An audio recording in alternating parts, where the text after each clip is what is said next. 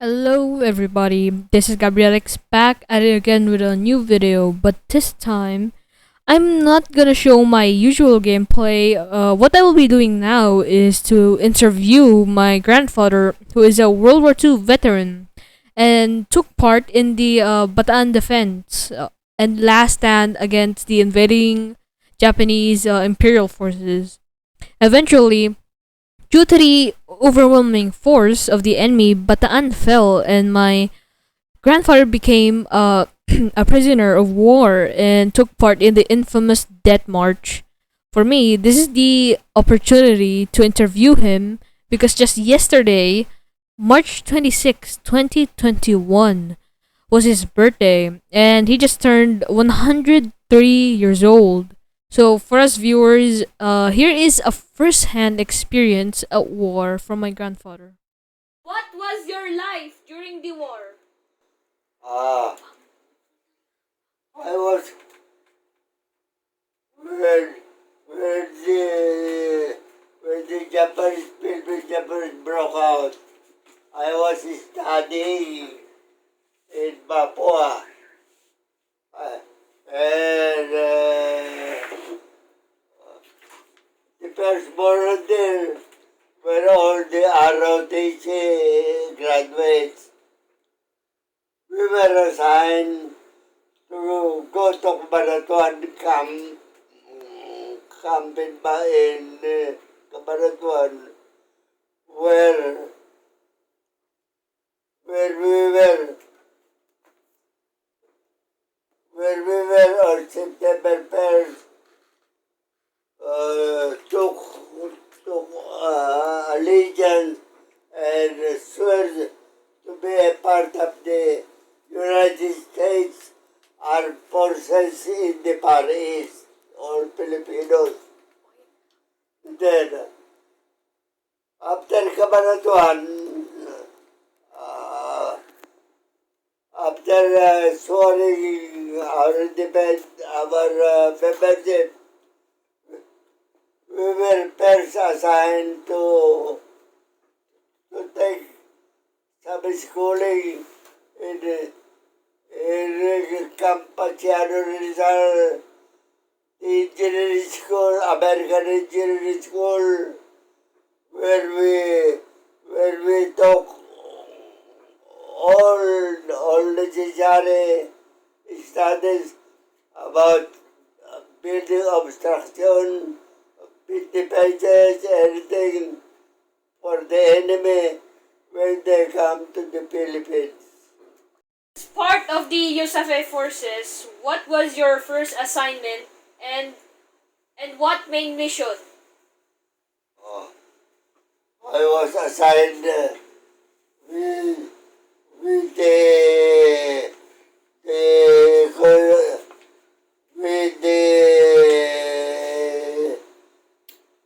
with General Battalion to blast all the bridges starting from Mabalacat, Pampanga up to Bataan.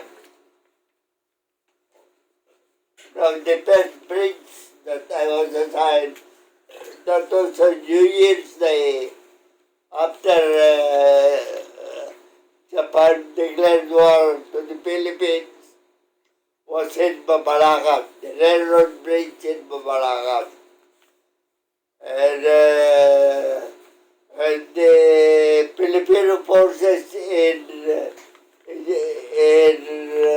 Pangasinan were all instructed to retreat to Bataan for the defense of the Philippines. In Babalacat, the first long bridge was blasted with medical engineers, and our unit was one of them. I was one of them. After placing the dynamites on the bridges, I heard that the forces going to Bataan will be all be coming. So when I was watching for them, we were we were seated on this stack of dynamite of the highway bridge. I was able to meet even General Wainwright, the assistant of General MacArthur, when he was assigned to observe the full retreat of the Philippine Army and the U.S. Army to Bataan.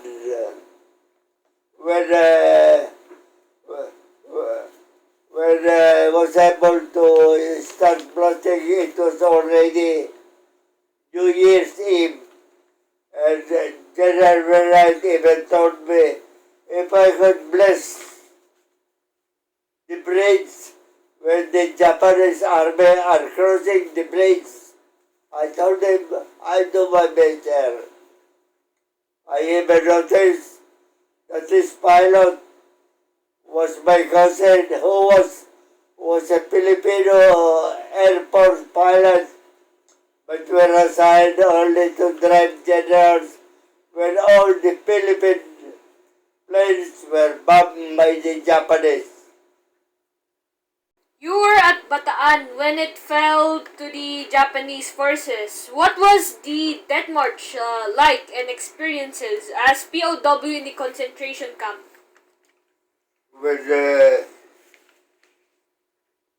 the Japanese already won the battle in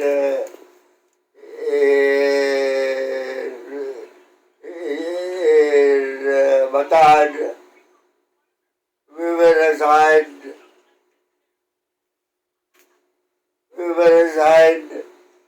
by the Japanese to surrender, and we were brought to Paris to camp rebellions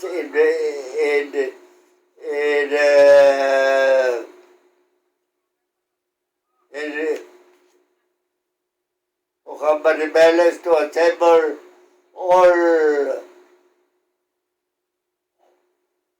the Philippine veterans that surrendered. And that's where we started our death march. After the Japanese already told us that Bataan has fallen already, so we have got to march to the concentration camp, which will be in Camp Malit, in the camp in Tarlac. During the death march,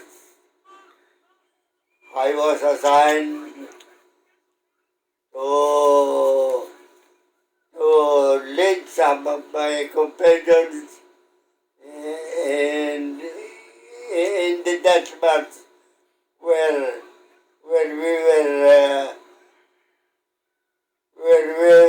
we are a bit prepared. As I was able to keep some canned goods to it along the way. During the last stop of the jet march between Pampanga and Bataan, we came across a sugarcane field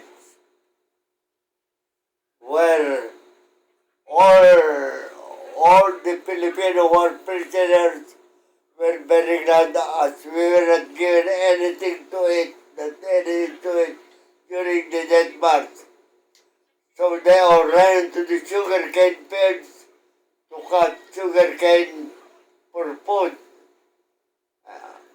My cousin, a lieutenant at the Philippine Constabulary, Lieutenant Mariano Nicanor, was me that time already. So he told me he's going to get sugarcane and cut it to small pieces, which will be our food along the way. So I told him just be careful when you go to the sugarcane field.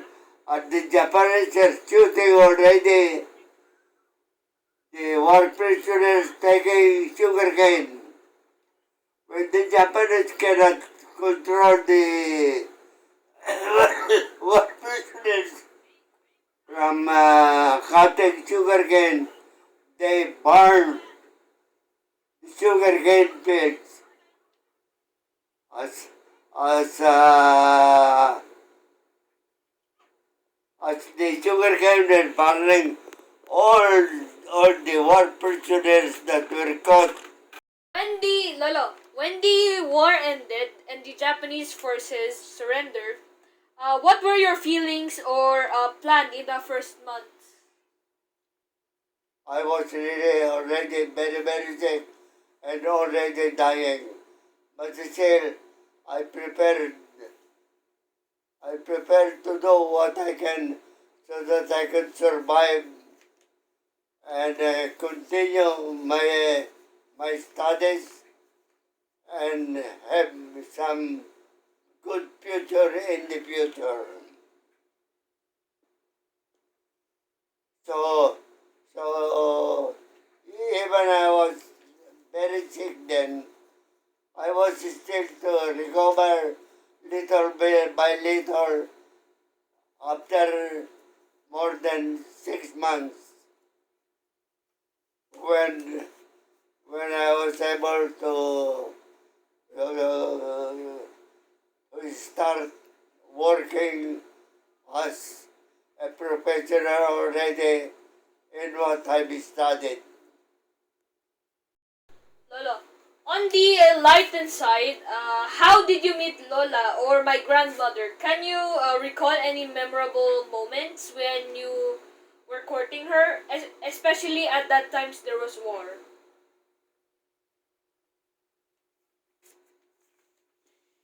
Before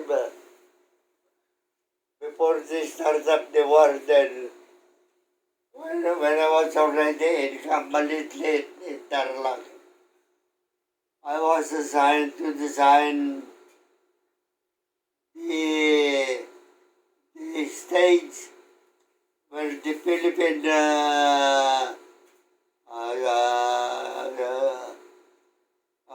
dancers will perform their Filipino dances during Christmas time before the war broke out. So, so when I was already in Tarlac, I went out where I could get the sand and gravel that we use in the construction of the Christmas program. That's where I met your grandma when she was at the time when I was asking for information. She was at the house of the house of the woman's uh, of the woman's dress shop where she was having her dresses made with many of her friends. She was very young then. She was only around 20 years age of age, and she looked really very beautiful. So, so when I saw her, I was attracted. But her foster mother and also aunt was really very strict. So when he saw that her daughter was talking to army men, she began to call her and to bring her home. So, so I told her that I would just be visiting her at night to get very information about the cost of building materials as I was going build the, the stage where the Philippine dancers will perform their Filipino dances during Christmas, which never happened as war broke out December 8th. So after that, I never saw her for a long time until it was already peacetime. You and Lola got married. What was the reason why you both decided to stay in Baguio? After the war, when I was already working, I was able to get work from the Corps of Engineers of the Philippine Army in Camp Marpe. As the Chief of Engineers then was my former battalion commander in the 21st Engineer. So when I was working there, we were assigned to go to Baguio to study the place where the camp in La Trinidad will be constructed. So, and the Chief of Engineers then was a former friend who was an architect from University of Santo Tomas, who brought me along with him to Baguio to see the site and to give all the plans that will be needed for the construction of the camp in La Trinidad. So when I was already working there with the big time contractor before, I decided that I'll be staying for I like Baguio because Baguio has very good climate. So I decided to get married and have children along in Baguio City with my wife from Tokyo, from Tarlac. What is the secret of your long life now that you will be 103 years old? And what can you advise to the younger generation today? I was really very careful about myself and I really wanted to stay as long as possible in this planet. So after my my children have studied finishing all the courses that they were taking, and I had already my own professional means of livelihood. I advise to my young children and other young people that I've known to take care of them, to take care of themselves, and just be careful about their health so that they will live longer and have a good profession in life if they work very hard and very careful in their means of livelihood. Why na po?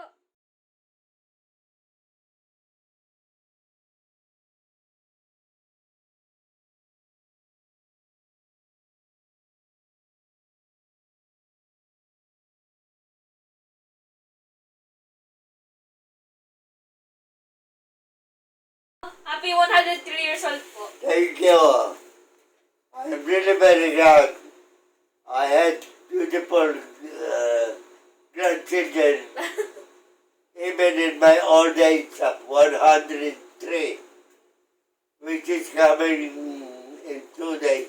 Yes po. Happy birthday po. Thank you.